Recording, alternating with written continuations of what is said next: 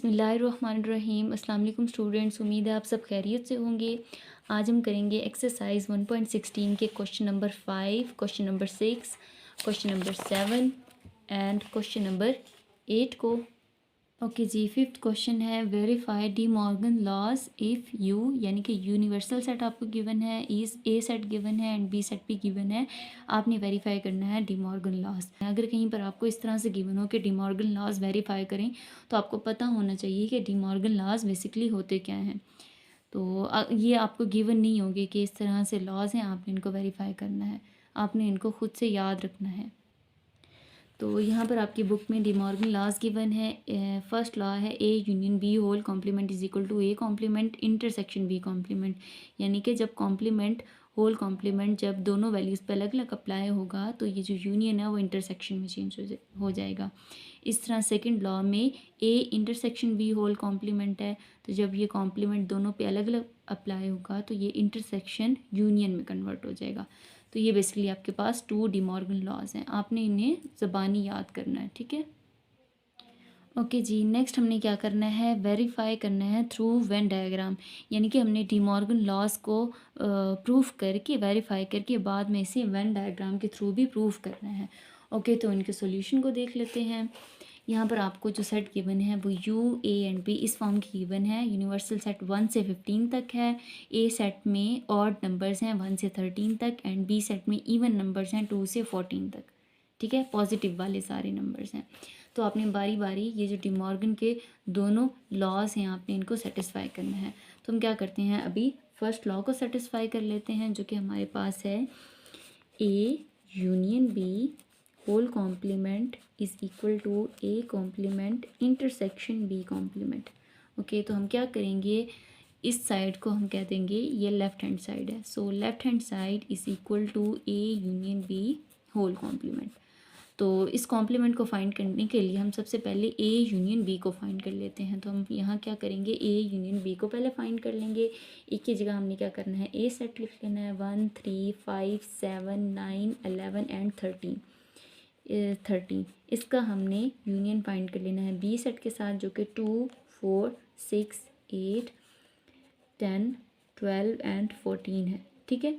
तो इन दोनों सेट्स का हमने क्या करना है, यूनियन फाइंड कर लेना है। जब इनका यूनियन फाइंड करेंगे तो यूनियन में दोनों सेट्स के एलिमेंट्स को हमने कंबाइन करके लिख देना है।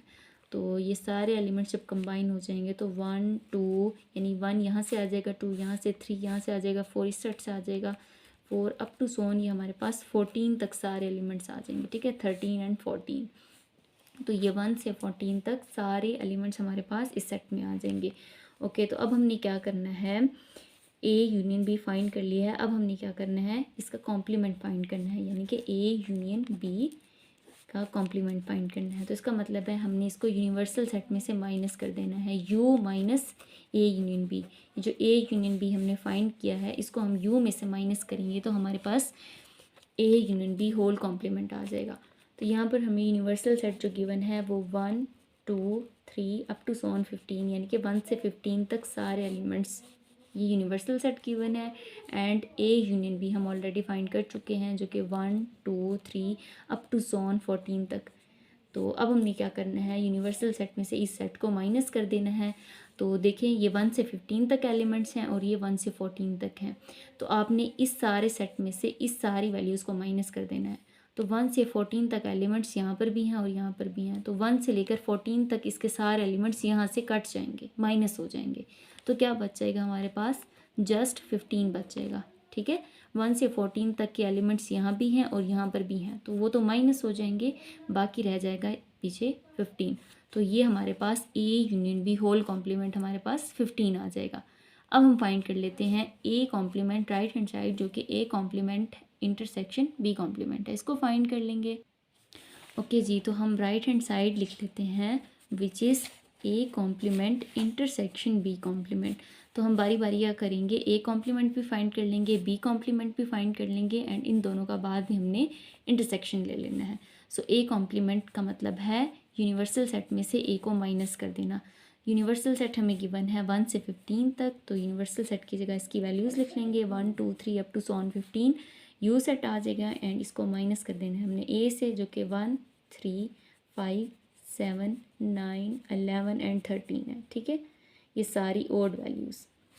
तो क्या करना है, हमने यूनिवर्सल सेट में से ए सेट को माइनस करना है। अब ये सारी ऑड वैल्यूज जब इस यूनिवर्सल सेट में से माइनस हो जाएंगी तो हमारे पास बाकी बच जाएगा 2, 4 बच जाएगा, 6 बच जाएगा, 8 बच जाएगा, 10 बच जाएगा, 12, 14, ठीक है। 13 से कट जाएगा 14 एंड नेक्स्ट देखिए ना, यहाँ पर 15 है नहीं बट यहाँ पर है, तो 15 भी बच जाएगा क्योंकि 15 तो यहाँ है ही नहीं, तो 15 भी कैंसिल नहीं होगा, 15 भी बच जाएगा, तो हम 15 भी लिख लेंगे।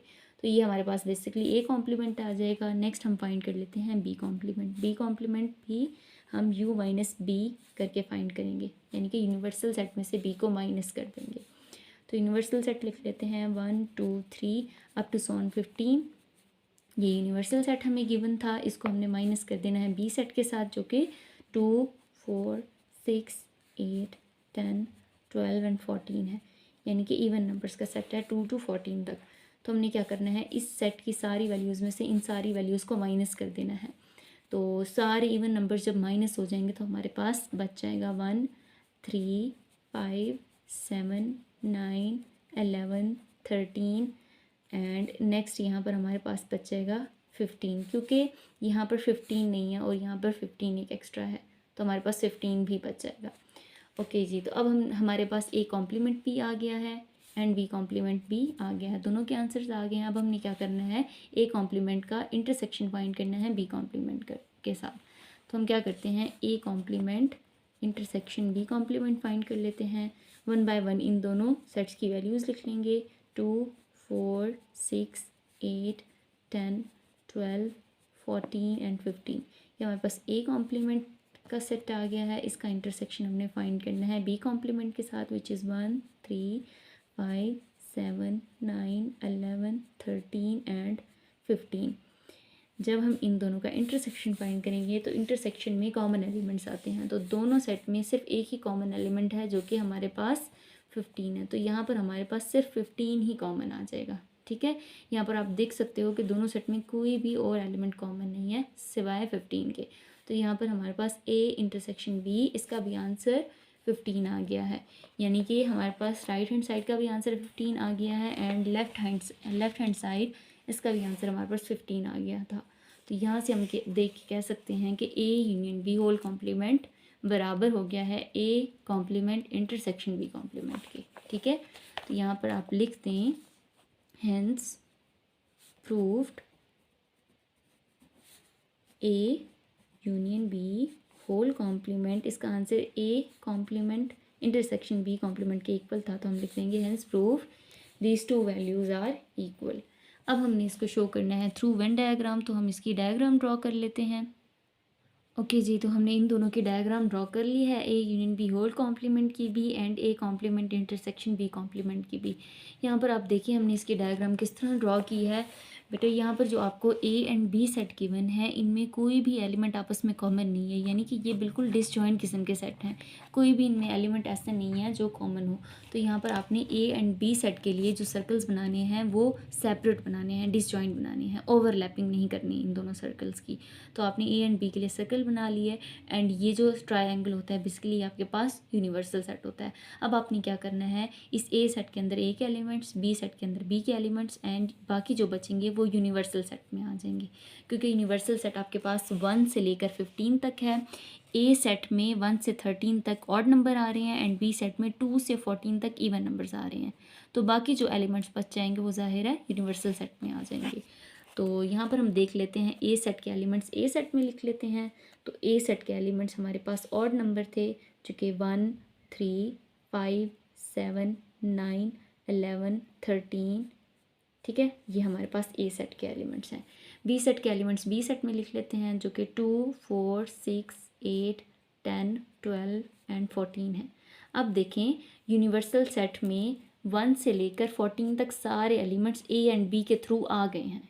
ए एंड बी के थ्रू यूनिवर्सल सेट के 1 से 14 तक एलिमेंट्स पूरे हो गए हैं। बाकी यूनिवर्सल सेट का एक ही एलिमेंट बच रहा है जो कि 15 है, जो कि ना हमारे पास ए में है ना हमारे पास बी में है।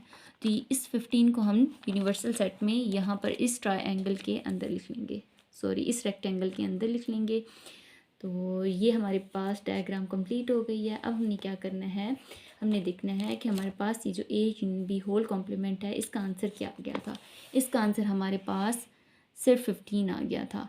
तो यहाँ पर हमारे पास कौन सा रीजन शेड होगा, ए सेट शेड नहीं होगा, बी भी शेड नहीं होगा, बाकी बचा हुआ ये जो 15 वाला रीजन है जो कि यूनिवर्सल सेट है ये रीजन शेड हो जाएगा। ठीक है, ए एंड बी के अलावा वाला ये रीजन, यानी कि 15 ही बाकी बच गया था इस यूनिवर्सल सेट में, तो ये वाला सारा रीजन शेड हो जाएगा। तो आपकी मर्ज़ी है, आप इसको हॉरिजॉन्टल या वर्टिकल लाइनिंग के थ्रू शेड कर लो या आप इनको किसी तरह से कोई कलर्स के थ्रू इनको शेड कर दो। तो ये आपके पास basically A union B whole complement इसकी वेन डायग्राम आ गई है। अब आपने A complement intersection B complement के लिए भी सेम डायग्राम ड्रॉ कर लेनी है। सेम वही सेट है ए एंड बी, ए के भी वही सेम ऑड एलिमेंट्स 1 3 5 7 9 11 एंड 13 एक एलिमेंट्स हैं। बी में इवन नंबर्स हैं 2 4 6 8 10 12 एंड 14। बाकी सारे एलिमेंट्स इन दोनों में पूरे हो रहे हैं। बाकी यूनिवर्सल सेट का एक ही एलिमेंट है जो कि 15 बच रहा है। तो A complement intersection B complement का भी आपके पास सेम ही आंसर आ रहा है 15। तो यहाँ पर भी आपके पास यही सेम रीजन ही शेड हो जाएगा। ठीक है, यानी कि ए एंड बी सेट के अलावा वाला सारा रीजन आपके पास शेड हो जाएगा, जो कि आपके पास यूनिवर्सल सेट को शो कर रहा था और उसमें सिर्फ एक ही एलिमेंट बच गया था जो कि 15 था। तो आपने इस सारे रीजन को शेड कर दिया। तो अब आप दोनों डायग्राम को देख के कह सकते हो कि फिगर 1 एंड फिगर 2 बिल्कुल एक जैसी हैं। दोनों में एक जैसा रीजन शेड हुआ हुआ है एंड एक जैसा रीजन अनशेडेड है। ठीक है, ए एंड बी अनशेडेड है दोनों में। तो आप यहाँ से देख के कह सकते हो कि from figure 1 and 2, from figure 1 and 2 आप कह सकते हो कि A union B whole complement इसकी भी Venn diagram is equal to बराबर आ गया है कॉम्प्लीमेंट इंटरसेक्शन बी कॉम्प्लीमेंट के। तो यहाँ पर आपने डी मॉर्गन का फर्स्ट लॉ सेटिस्फाई कर दिया है थ्रू वन डायग्राम, फिगर्स की मदद से, डायग्राम्स की मदद से। तो आप लिख लेंगे हेंस प्रूव्ड। तो अब हमने सेकंड लॉ को सेटिस्फाई करना है जो कि हमारे पास A intersection B whole complement वाला है। तो ये है हमारे पास A intersection B whole complement is equal to A complement union B complement. ठीक है, यानी कि कॉम्प्लीमेंट जब दोनों एलिमेंट्स पे अलग अलग अप्लाई होता है तो ये जो इंटरसेक्शन वाला साइन है ये यूनियन में चेंज हो जाता है। तो अगेन हम क्या करेंगे, साइड को लेफ्ट हैंड साइड का नाम दे देंगे एंड इसको सॉल्व कर लेंगे। तो A intersection B whole complement find करने के लिए पहले हम ए इंटरसेक्शन बी फाइंड कर लेंगे। जब हम ए एंड बी का इंटरसेक्शन फाइंड करेंगे तो दोनों में कोई भी एलिमेंट कॉमन नहीं आ रहा, तो दोनों का जो सेट आ जाएगा वो आ जाएगा एम्प्टी सेट। अब जब हम इसका यूनिवर्सल सेट के साथ कॉम्प्लीमेंट फाइंड करेंगे, यानी कि यू के साथ इसको माइनस करेंगे, तो यूनिवर्सल सेट में से जब हम इस एम्प्टी सेट को माइनस करेंगे इसका मतलब है हमारे पास कोई भी एलिमेंट माइनस नहीं हो रहा, तो हमारे पास as it is universal set आ जाएगा। So A intersection B whole complement आपके पास 1 से 15 तक सारे एलिमेंट्स आ जाते हैं टोटल। इस तरह जब आप राइट हैंड साइड यानी कि A complement union B complement find करोगे तो सेम आपके पास वही आंसर आ जाएगा। आपने ए कॉम्प्लीमेंट भी फाइंड कर लेना है एंड बी कॉम्प्लीमेंट भी सेम आपने यू में से बी को एंड यू में से ए को माइनस करके फाइंड कर लेना है। बाद में जब आप इनका यूनियन फाइंड करोगे तो आपने सारों के एलिमेंट्स को कंबाइन कर देना है। तो अगेन आपके पास 1 से लेकर 15 तक सारे एलिमेंट्स आ जाएंगे। अब आप देख सकते हो कि लेफ़्ट हैंड साइड का भी आपके पास वही सेम आंसर आ गया है एंड सेम आपके पास राइट हैंड साइड का भी वही आंसर आ गया है। तो आप लिख दोगे कि hence A intersection B whole complement is equal to A complement union B complement. आप लिख दोगे हेंस प्रूव्ड। ठीक है, ये तो आपने प्रूव कर दिया थ्रू मैथमेटिकल फॉर्म, बट अब आपने इसको वेन डायग्राम के थ्रू भी प्रूव करना है। तो आपने क्या करना है, दोनों की अगेन वैसे ही वेन डायग्राम बना लेनी है। ए एंड बी डिसजॉइंट थे तो आपने ए एंड बी के अलग अलग सर्कल्स ड्रॉ कर लिए। फर्स्ट डायग्राम आपके पास A intersection B whole complement की है and second diagram A complement union B complement की है। तो अगेन आपके पास ए की जगह ए के सारे एलिमेंट्स आ जाएंगे एंड बी की जगह बी के सारे एलिमेंट्स आ जाएंगे एंड बाकी जो रिमेनिंग एलिमेंट्स हैं वो यानी कि 15 बच रहा था वो इस यूनिवर्सल सेट में आ जाएगा। एंड ए में 1 3 इवन यानी कि ऑड सारे नंबर्स 13 तक एंड बी में इवन सारे नंबर्स 2 4 6 एंड 14 तक सारे आ जाएंगे। इस तरह यहाँ पर भी 1 3 एंड ऑड नंबर 13 तक सारे आ जाएंगे। ठीक है, एंड यहाँ पर even numbers 2 4 6 up to so on 14 तक सारे इवन नंबर्स आ जाएंगे। बाकी जो 15 है इस यूनिवर्सल सेट में आ जाएगा। सेम आपने वैसे ही डायग्राम ड्रॉ कर लेनी है। तो अब आपके पास इन दोनों वैल्यूज़ का आंसर क्या आ रहा था, 1 से 15 तक सारे एलिमेंट्स आ रहे थे। यानी कि आपके पास इस वैल्यू का आंसर भी 1 से लेकर 15 तक सारे एलिमेंट्स थे एंड इस वैल्यू का भी 1 से 15 तक सारे एलिमेंट्स थे।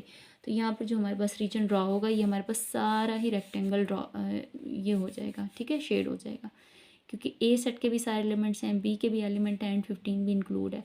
तो यहाँ पर हमने जो रीजन ड्रॉ करना है वो इस सारा ट्राइएंगल रेक्टेंगल को हमने इस तरह से शेड कर लेना है। यहाँ पर आपने A intersection B whole complement, इसके लिए भी आपने सेम ही ड्रॉ कर लेना है एंड सेम ही आपने सेकंड के लिए भी ड्रॉ कर लेना है। उसका भी आपके पास आंसर 1 से लेकर 15 तक सारे एलिमेंट्स आए थे। तो यहाँ पर भी ये सारा ही रीजन आपने शेड कर लेना है, ठीक है। तो आपकी मर्ज़ी, आप इसकी इस तरह से कोई शेडिंग कर दें या हॉरिजॉन्टल या वर्टिकल लाइंस में इसको आपने वट जैसे भी कर देना है। तो अब आप देख सकते हो कि फ्रॉम फिगर 1 एंड 2 ये जो आपने फिगर बनाई इनको भी आप देख के कह सकते हो कि बिल्कुल एक जैसी हैं। यानी कि A intersection B whole complement is equal to A complement union B complement. यानी कि डिमॉर्गन का सेकंड लॉ भी आपने थ्रू वेन डायग्राम प्रूफ कर दिया, यानी कि ये दोनों आपस में बराबर हैं। सो आप लिख देंगे हेंस प्रूव्ड। ओके जी, तो 6 क्वेश्चन है, copy the following figures and shade according to the operations mentioned below. ये जो फिगर्स गिवन है हमें इन्हें कॉपी करना है और इन्हें शेड करना है इन ऑपरेशंस के थ्रू जो यहाँ पर नीचे गिवन है। ओके जी, तो 1 बाय 1 इन्हें सॉल्व कर लेते हैं। फर्स्ट फिगर जो हमें गिवन है वो है ए यूनियन बी को हमने शेड करना है, जिसमें A union B overlapped set है, ठीक है। तो हमने क्या करना है, ए यूनियन बी को शेड करना है। ए यूनियन बी का मतलब है ए के भी सारे एलिमेंट्स एंड बी के भी सारे एलिमेंट्स आएंगे, ठीक है, उनको हमने कंबाइन करना है। तो बेसिकली हमारे पास ए सेट भी शेड हो जाएगा एंड हमारे पास ये बी सेट भी शेड हो जाएगा। तो ये आपने फर्स्ट फिगर को शेड कर लिया है। सेकंड आपके पास फिगर गिवन है, आपने यू यूनियन यानी कि यूनिवर्सल सेट इसका यूनियन लेना है ए के साथ। तो यानी कि आपने यू एंड ए के सारे एलिमेंट्स को कंबाइन करना है। यूनियन का मतलब है आपने सारे एलिमेंट्स को कंबाइन कर देना है। तो जब आप यू एंड ए के सारे एलिमेंट्स को कंबाइन करोगे तो आपके पास यू के भी सारे एलिमेंट्स आ जाएंगे एंड ए के भी सारे एलिमेंट्स आ जाएंगे। तो यहाँ पर ये आपके पास सारा रेक्टेंगल शेड हो जाएगा, ठीक है। तो यहाँ पर जो आपके पास रीजन शेड होगा ये आपके पास सारा रेक्टेंगल शेड हो जाएगा। यहाँ आपकी मर्ज़ी, आप हॉरिजॉन्टल या वर्टिकल लाइनिंग के थ्रू इनको शेड कर लें या वट एवर जिस भी कलर पेंसिल से आप इनको शेड करना चाहें कर सकते हो। एंड थर्ड फिगर हमें गिवन है ए यूनियन ए, यानी कि ए का यूनियन लेना है हमने ए के साथ। तो जब हम इनका यूनियन फाइंड करेंगे ए का ए के साथ, यानी कि ए के सारे एलिमेंट्स एंड ए के सारे एलिमेंट्स, कोई एलिमेंट 2 टाइम नहीं लिखना। तो हमारे पास बेसिकली सारा ए सेट ही आ जाएगा। तो यहाँ पर सिर्फ ए सेट ही शेड हो जाएगा, यहाँ पर सिर्फ ए सेट ही शेड होगा। एंड फोर्थ फिगर हमें गिवन है, ए सेट गिवन है एंड ए के अंदर जो सेट गिवन है वो हमें बी सेट गिवन है।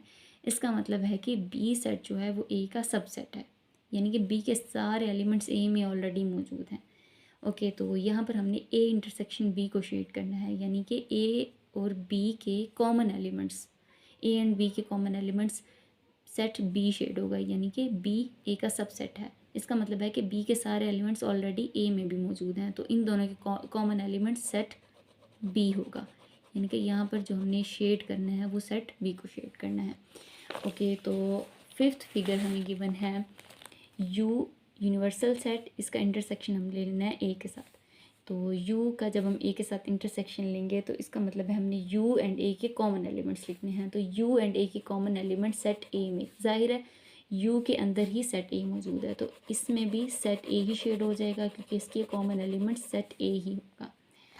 एंड सिक्स फिगर हमें गिवन है, ए का इंटरसेक्शन लेना है ए के साथ, यानी कि हमने दोनों के कॉमन एलिमेंट्स लिखने हैं ए के साथ। अब एक तरफ भी एक ही सेट है, दूसरी तरफ भी दूसरा सेम सेट है, तो दोनों में जो कॉमन एलिमेंट्स हैं वही सेम सेट ही आ जाएगा, ठीक है। यानी कि अगर सेट 1 2 3 है एंड दूसरा सेट भी 1 2 3 है तो दोनों में क्या कॉमन आएगा 1 2 3, तो वही सेम सेट ही आ जाएगा, ठीक है। तो यानी कि ए इंटरसेक्शन ए का ए के साथ इंटरसेक्शन लेंगे तो हमारे पास ए सेट ही आ जाएगा, तो यहाँ पर भी ए ही शेड हो जाएगा। ओके जी, 7th क्वेश्चन देख लें। 65 customers choose either red colour shirt और ब्लू कलर शर्ट और बोथ। 65 कस्टमर्स जो हैं वो रेड या ब्लू कलर की शर्ट्स चूज़ करते हैं या दोनों भी चूज़ कर लेते हैं। If 34 customers choose red colour, अगर 34 कस्टमर्स रेड कलर चूज़ करते हैं and 41 customers choose blue colour and 41 customers blue colour की शर्ट को चूज़ करते हैं, देन हमने बताना है how many choose both colours, then कितने कस्टमर्स दोनों कलर्स की शर्ट को चूज़ करेंगे। ओके जी, तो क्वेश्चन नंबर 7 के सॉल्यूशन को देख लेते हैं। यानी कि यहाँ पर जो हमें गिवन है टोटल कस्टमर्स वो 65 गिवन है, तो हम यहाँ पर जो जो चीज़ें गिवन है वो लिख लेते हैं। Total customers n of U, इसका नाम दे देते हैं n of U is equal to 65। अच्छा, इफ़ 34 कस्टमर्स चूज़ रेड, ठीक है, हम लिख लेते हैं रेड कलर, ठीक है, रेड कलर के लिए हम चूज़ कर लेते हैं। इसको कितने कस्टमर्स ने चूज़ किया है, इसको चूज़ किया है 34 ने, तो रेड कलर के लिए हम इसका नाम दे देते हैं ए, यानी कि ये ए सेट है and total number of N of A कितना है, नंबर ऑफ ए, यानी कि ए में टोटल कितने नंबर्स हैं, 34 हैं, ठीक है। एंड नेक्स्ट ब्लू के लिए 41 चूज़ ब्लू, 41 कस्टमर्स क्या चूज़ करते हैं, ब्लू कलर की शर्ट चूज़ करते हैं, तो हम यहाँ लिख लेते हैं blue colour is equal to, blue colour के लिए हम इसको नाम दे देते हैं ये बी सेट है and number of B, n of B is equal to 41, ठीक है, 41 लोगों ने ब्लू कलर को चूज़ किया। ओके जी, तो यहाँ पर एक चीज़ आप देख लें, यहाँ पर हमने एक डायग्राम ड्रॉ करनी है, वेन डायग्राम, ठीक है। ये वेन डायग्राम शो कर रही है बेसिकली आपके पास यूनिवर्सल सेट है। ये जो फर्स्ट सर्कल है ये ए सेट को शो कर रहा है एंड सेकंड सर्कल जो है बी सेट को शो कर रहा है। इसका मतलब है कि 34 कस्टमर्स, ठीक है, ये रेड कलर को चूज़ करने वाले हैं एंड 41 कस्टमर्स जो हैं ये ब्लू कलर को चूज़ करने वाले हैं। देन ये जो ओवरलैप्ड हिस्सा है, यानी कि जो दोनों का कॉमन हिस्सा है, सेम हिस्सा है, यही हमने बताना है कि how many choose both colours, कितने कस्टमर्स ने दोनों कलर्स चूज़ किए, ठीक है, यानी कि ब्लू भी, रेड भी चूज़ किया एंड ब्लू भी चूज़ किया, तो यही सेम पोर्शन में बताना है। तो हम कह देते हैं कि जिन जिन लोगों ने ये दोनों कलर्स चूज़ किए वो बेसिकली हमारे पास क्या है, एक्स हैं, ठीक है, तो ये पोर्शन हमारे पास एक्स हो जाएगा। तो जब हम इस सेट की बात करेंगे सिर्फ इस ए की, इस एक्स के अलावा, इस कॉमन रीजन के अलावा, तो ये हमारे पास हो जाएगा 34 माइनस एक्स, ये वाला एक्स वाला पोर्शन इसमें से जब निकाल देंगे तो ये 34 माइनस एक्स हो जाएगा। इस तरह जब हम इस बी सेट की बात करेंगे इस पोर्शन की, तो ये हमारे पास 41 माइनस एक्स हो जाएगा, ठीक है, यानी कि ये एक्स वाला पोर्शन अगर हम इसमें से निकाल देंगे तो बी सेट में 41 माइनस एक्स कस्टमर्स होंगे, ठीक है। तो ये हमने बताना है कि टोटल कितने कस्टमर्स ने दोनों ही कलर्स की शर्ट चूज़ की, कि n of U is equal to 65, n of U 65 given है, सो हम क्या करेंगे, एन ऑफ यू यानी कि ये जितने भी कस्टमर्स हैं 34 रेड वाले एंड 41 माइनस एक्स ब्लू वाले एंड जिन्होंने दोनों कलर्स चूज़ किए, ये सारे जमा हो के ही टोटल 65 बन रहे हैं। तो हम क्या करेंगे, इस एन ऑफ यू की जगह ये हम सारे कस्टमर्स को लिख लेंगे, यानी कि इन सारी वैल्यूज़ को ऐड करके यहाँ लिख लेंगे, इन सारी वैल्यूज़ को ऐड करेंगे तो टोटल हमारे पास कस्टमर्स बन जाएंगे। ओके, तो हम क्या करेंगे, 34 माइनस एक्स, इस फर्स्ट वैल्यू को लिख लेंगे, इसमें ऐड कर देंगे ये एक्स एंड इसमें ऐड कर देंगे ये वाली value which is 41 minus x, तो हम यहाँ लिख देंगे 41 minus x is equal to 65, यानी कि ये जितने भी सारे कस्टमर्स हैं जिन्होंने 34 41 शर्ट्स ली और जिन्होंने दोनों ली, जो कि हमें अभी नहीं पता, जिसे हमने एक्स का नाम दिया है, वो सब हम ऐड करेंगे तो टोटल हमारे पास नंबर ऑफ़ कस्टमर्स बन जाएंगे which is an of you. तो हमने एन ऑफ यू की जगह इन सारी वैल्यूज़ को ऐड करके लिख दिया। अब हम क्या करेंगे, इसमें से इसी एक्स को फाइंड करेंगे, वही हमारे पास आएगा कि वो कस्टमर्स जिन्होंने दोनों कलर्स की शर्ट को चूज़ किया। तो आप यहाँ पर लिख सकते हो कि let customers choose both colours is equal to x. आप लेट करते हो कि जिन कस्टमर्स ने दोनों कलर्स की शर्ट चूज़ की वो एक्स है।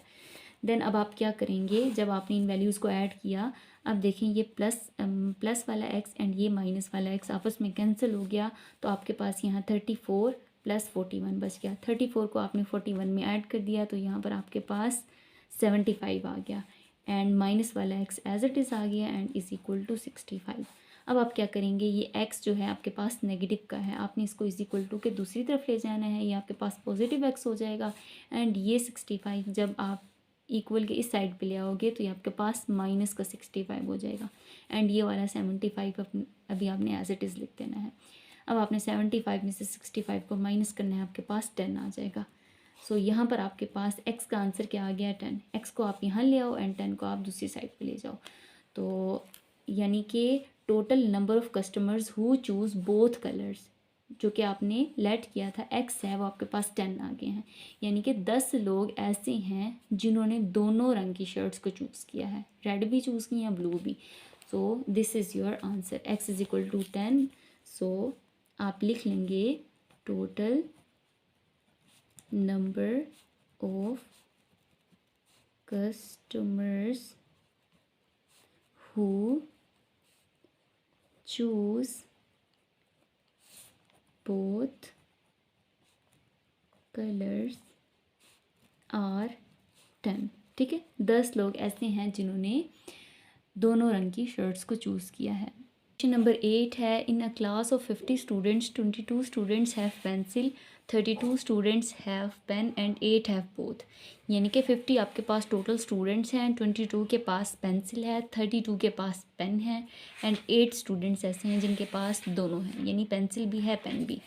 देन हमने बताना है how many don't have both, तो कितने ऐसे स्टूडेंट्स हैं जिनके पास ना पेंसिल है ना पेन है। ये क्वेश्चन भी सेम क्वेश्चन नंबर 7 की तरह है, तो आइए इसे देख लेते हैं। ओके जी, तो इसका सॉल्यूशन देख लेते हैं। यहाँ पर जो हमें चीज़ें गिवन है वो हमने लिख ली हैं। टोटल नंबर ऑफ़ स्टूडेंट्स हमें 50 गिवन थे, इसे आपने एन ऑफ यू का नाम दे दिया। स्टूडेंट्स विच हैव पेंसिल, जिन स्टूडेंट्स के पास पेंसिल है आपने पेंसिल वाले सेट को ए का नाम दे दिया, and n of A is equal to 20, यानी कि जिन स्टूडेंट्स के पास पेंसिल है वो 20 हैं। And students which have pen, जिनके पास पेन है वो उनको आपने नाम दे दिया एन ऑफ बी का विच इज़ 32, एंड जिनके पास दोनों है पेन भी पेंसिल भी वो आपके पास 8 है। तो ये आपने लिख लिया n of A intersection B is equal to 8, यानी कि जिसके पास पेन भी है पेंसिल भी, यानी कि इसका मतलब इनका इंटरसेक्शन दोनों है विच इज़ 8। तो अब हमने लेट कर लेना है, let students who doesn't have both, जिनके पास ना पेन है ना पेंसिल है वो हमारे पास लेट कर लिया कि एक्स है। ओके जी, तो हमने क्या किया, यहाँ पर हमने जो कि हमारे पास यूनिवर्सल सेट के लिए है, ए सेट यानी कि पेंसिल वाले स्टूडेंट्स के लिए है, बी सेट पेन वाले स्टूडेंट्स के लिए है। तो जिनके पास पेंसिल है वो है 22, वो ए सेट में लिख लें, जिनके पास पेन है वो है 32, वो आपने बी सेट में लिख लिया। और जिनके पास दोनों है यानी कि वो आपने यहाँ इस ओवरलैप वाले पोर्शन में लिख लिया। ठीक है, पेन भी है और पेंसिल भी है तो वो 8 थे, वो आपने यहाँ लिख लिए। तो अब जो टोटल ये वाला पोर्शन है आपके पास सिर्फ ए, ठीक है, ओवरलैप के अलावा वो आपके पास 22 माइनस 8 हो जाएगा, एंड ये वाला बी वाला पोर्शन, ठीक है, इस ओवरलैप के अलावा वो 32 माइनस 8 हो जाएगा। एंड जिनके पास कुछ भी नहीं है, ना पेन है ना पेंसिल है, तो वो इन दोनों सेट के अलावा हो जाएगा, यानी कि एक्स कहीं इस यूनिवर्सल सेट में लाया करेगा। जिसके पास ना पेन है ना पेंसिल है वो एक्स हमने फाइंड करना है। तो यहाँ पर भी हमने क्या करना है, हमने यूज़ करना है n of U is equal to 50, क्योंकि एन ऑफ यू हमारे पास टोटल अब नंबर ऑफ़ स्टूडेंट्स कितने गिवन थे, 50 गिवन थे, तो हमने लिख लिया n of U is equal to 50। तो एन ऑफ यू में हमने क्या करना है, इन सारी वैल्यूज़ को अगेन ऐड कर लेना है जो कि हमारे पास टोटल नंबर ऑफ़ स्टूडेंट्स के इक्वल हैं। तो हम क्या करेंगे, 22 माइनस 8 इसको ऐड कर लेंगे इस 8 में, एंड इसको ऐड कर लेंगे इस वैल्यू में, एंड इस x को भी हमने साथ में ऐड करना है। तो plus 32 minus 8 plus x is equal to 50।